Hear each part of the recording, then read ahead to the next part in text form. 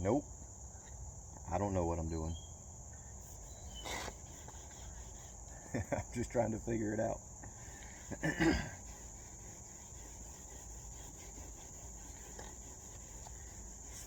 But I like doing stuff like this because I don't know, it puts me out of my normal rhythm. This is a whole learning experience. I've never messed with this kind of stuff before. I've never done any type of automotive painting, or I've never sanded on a vehicle. I don't think ever at all. Yeah, I don't think I've ever sanded on a vehicle. So this was terrifying to take sandpaper and start going at the paint. But I mean, the bumper was already looking really bad, and I just figured I can try this, and if it doesn't work, then I needed help anyway. Like the best case scenario is it actually turns out okay, and I end up with a decent looking bumper. But worst case is I have to get somebody to help me fix it, that's what was going to happen anyway. So I don't know, I'm using it as a opportunity to learn. I've learned a lot about paint and, you know, this whole process of, you know, painting something and then trying to get the finish to look decent, and like how the light reflects off of the imperfections in paint, and like that's why you see, you know, swirl marks or sand marks. You know, this is 320 grit sandpaper that leaves a pretty aggressive scratch. You know, it leaves heavy scratches in the paint, and then, or in the clear coat. So I'm actually sanding the clear coat that I sprayed on there. I sprayed color and clear coat on this, and that's the first time I've ever done that too.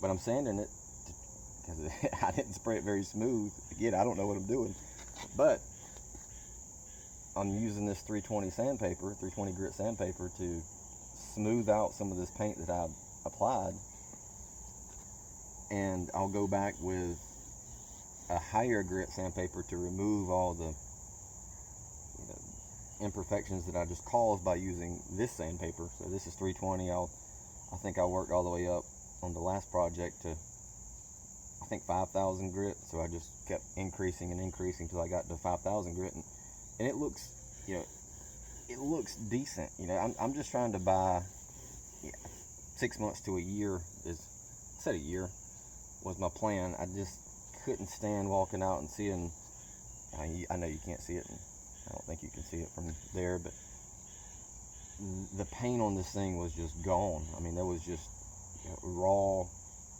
bumper rock chips, and so at least it's all red. You know, there's not white and black spots on here, and places that's been touched up before, where what was done there had popped off, and at least it's all red.